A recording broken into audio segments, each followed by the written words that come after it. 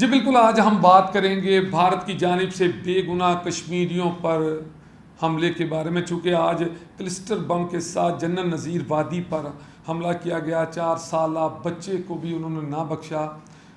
मैं आपको बताना चाहता हूँ कि भारत को कोई गलतफहमी है, भारतीय फ़ौज को बिल्कुल को गलतफहमी है। ये नहीं जानते कि ये मुसलमान कौम है जो शहादत को अपने सर का ताज समझती है।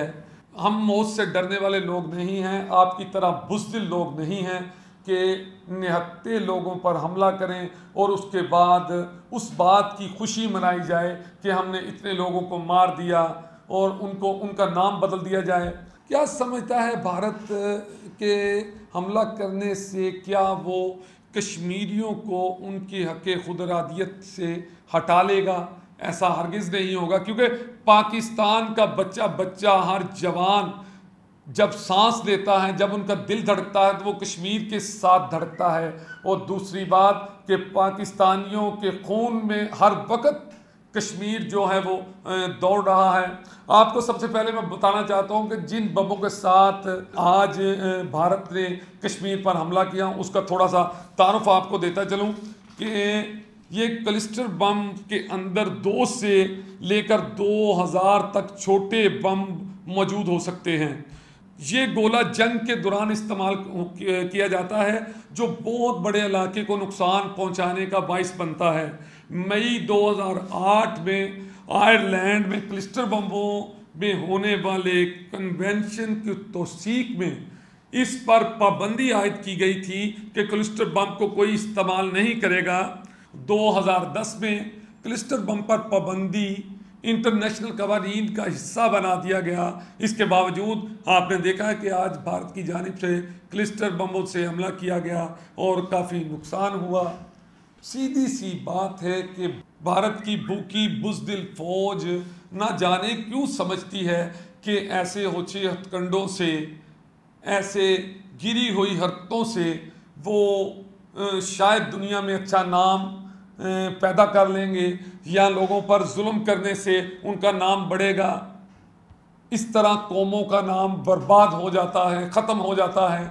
और मैं ये भी बताना चाहता हूँ भारतीय फ़ौज को कि आपको याद तो होगा 27 फरवरी का वो दिन कि आपने कोशिश तो की थी, लेकिन पाकिस्तान के शेर जवानों ने आपको मज़ा चखा दिया। और उसके बाद चूँकि हम मुसलमान कौम हैं, हम पुरअमन कौम हैं, इस हवाले से हमने जज्बा खैर सगाली के तहत आपके पायलट को बिल्कुल सही तरीके से मोहब्बत से आपको लौटा भी दिया।